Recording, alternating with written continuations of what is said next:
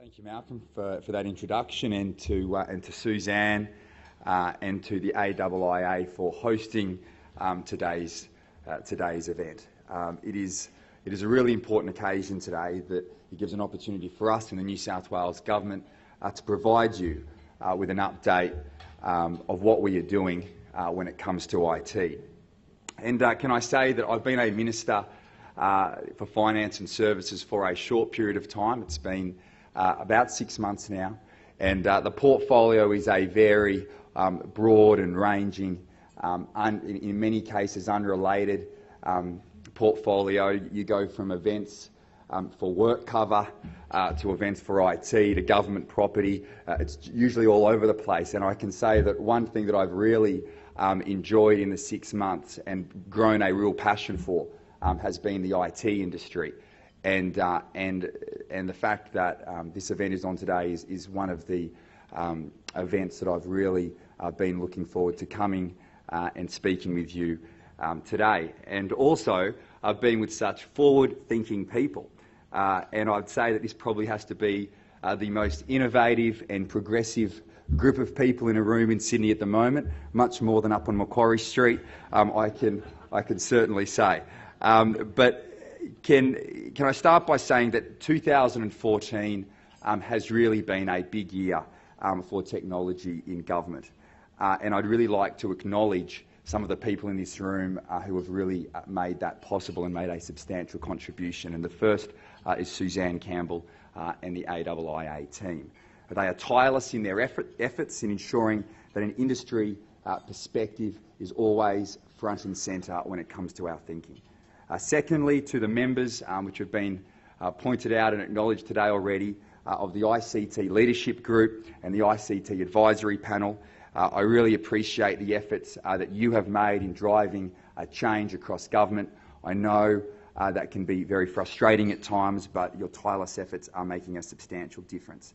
And thirdly, I'd like to acknowledge the members and the different government departments who are here today: secretaries, CIOs, agency heads and management staff. This doesn't work without your openness and willingness to try new things, and that has enabled a great deal of change across government. Lastly, but no means least, each of you here today from the private sector, small, big enterprises, from Adobe to Augmentor to Facebook, Mia was speaking to me earlier, to the Frame Group, Swipe to SAP. We have a diverse representation from across industry today, and I'd like to thank those who I've been able to meet with and give me the frank feedback about how we can do things better in government. So today, as we set our new strategic direction for the next 12 months, there are 3 stories that I would like to tell that have really informed my thinking about the role of technology in government. And they correspond to 3 things: where we have come from, where we are going, and the big opportunities that lie ahead. And the first one is a story that I've told before, but it has really struck me during my time as a minister. And it was actually the day after I was appointed. I didn't have any staff. I was given a key to an office, and I walked in and immediately needed some stationery. Went to the stationery cupboard, opened it up, and there on the bottom, in a box gathering dust, was 100 or so 3.5-inch floppy disks. And in fact, this scene struck me so much that I took a photo of it, and I think it really represents what people think about technology when it comes to government. And they think it's old, outdated, cumbersome, and is probably gathering dust in the bottom of a cupboard. But can I say that it's not true? The amazing thing here in New South Wales is that a lot of work, and a lot of great work, has been done to change that view. And I can't claim credit for that because I've only been here for 6 months. I think the work and the vision from my predecessors, Andrew Constance, who is now the Treasurer of New South Wales, and Greg Pearce before him, really had the foresight and the vision to commence this journey to get us to the point where we are now. And that is a point where I saw that the IT News has recently ranked New South Wales as the #1 state when it comes to technology. In a period of only 3 short years, we have completely overhauled our policies around sourcing, investment and procurement, and built new government structures to match. We have built, in conjunction with the private sector, two state-of-the-art data centres, which are the future of storage. We have set up the ICT services catalogue and negotiated with international cloud providers to offer their services. We have led the way on open government, establishing a community of practice. We have launched numerous apps for New South Wales competitions. I announced a new one just last week to make the most of our data. We have invested in social media platforms to better engage with our citizens. And Service New South Wales has set a new standard in customer service with its satisfaction ratings off the charts. And we're now at the point that we have the private sector actually coming to us to see how we are operating. And I don't think I've ever heard of that happening ever before when it comes to government. I would like to, when I'm just talking about Service New South Wales, I would really like to take this opportunity to call out and congratulate the efforts of 2 outstanding individuals who I've had the pleasure and privilege of working with over the past 6 months, and that is our Customer Service Commissioner Mike Pratt, who's here with us today and will be on a panel this afternoon, and the CEO of Service New South Wales, Glenn King.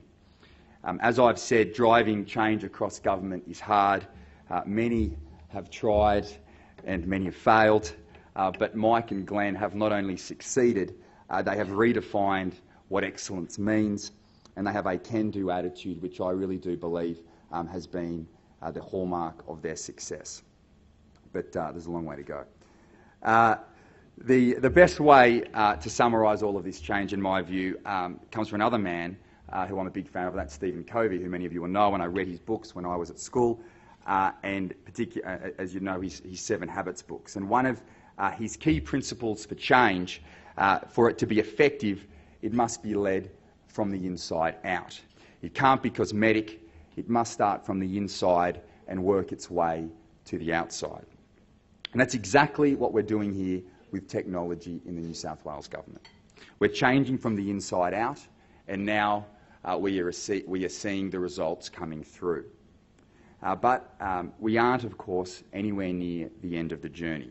But what we have done, I believe, is lay the groundwork for future success, and now it's about what we're going to do next. The second story I want to talk to you about happened just a few months ago, and some of you will know, Suzanne knows, I'm a very keen runner, and I have to be fit in the job that I'm in, and I love getting the opportunity out the back of Parliament House to go on some runs around the Domain. And whilst I've been in this job and having ICT in my portfolio, I've come to appreciate the importance of data, and I thought I'll start to track the effectiveness and the efficiency of my runs around the Domain. And so I decided to go and buy a Fitbit bracelet. So one day at lunch I walked down to the Apple store down on George Street to buy one. And can I say that the experience that I had was absolutely flawless. I picked up one of the product from the store. The staff member showed it to me, informed me that I could download an app on my phone, scan the product, put my credit card details in, and had a receipt immediately emailed to me.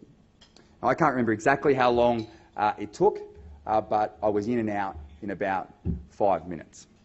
No queues, no paper, no inconvenience. The whole experience was designed around making it easier for me. Now, I'm a huge fan of Apple, but I'm a huge fan not because they develop groundbreaking technology, but because they take existing technology and make it easier to use. That, I believe, is their secret sauce: usability built around the customer. So why can't we in government be the same way? Why do we think that we are somehow an exception to the rule, or as I think John or Phil said, why do we think we're special? Why isn't a customer-centric view reflected in all aspects of government? I believe that it certainly should be. Ultimately, government is the servant of the people, and our processes and our technology should reflect that, being about them and not about us. And I know that digital means many things to many people, but to me, really, it is a shift from us in government using technology, instead thinking about how government is designed so that our citizens can interact with us in a seamless way. In fact, digital is less about government, it's less about technology and more about an experience of everything working together, being connected and joined up. The reality is I didn't walk out of the Apple store thinking that Apple was a great technology company. I walked out thinking I had a great customer service experience. And that's what our citizens want to think as well. Technology isn't about us. Our citizens don't actually care what systems we have or what systems we use. They just want a simple, painless and convenient experience when they deal with government. And digital is the enabler of doing just that.